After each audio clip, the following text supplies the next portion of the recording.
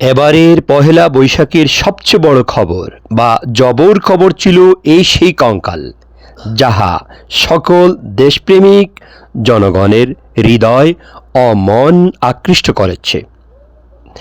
দেশপ্রেমিক জনগণ মনে করেন আল্লাহর চক্ষুর বোঝা বড়ই দায়।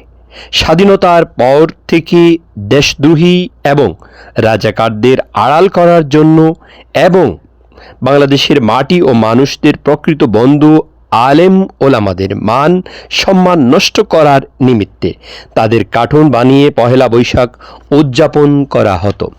এবারের পহেলা বৈশাখ 1432 বাংলার সবচেয়ে বড় যে খবর ছিল এই সেই কার্টুন, যাহা রাজাকারদের গড মাদার প্রায় 11,000 রাজাকারের জননী শেখ হাসিনার কঙ্কাল দেখে প্রকৃত দেশপ্রেমিক জনগণ আল্লাহর শুকরিয়া আদায় করছে বলে শোনা যাচ্ছে।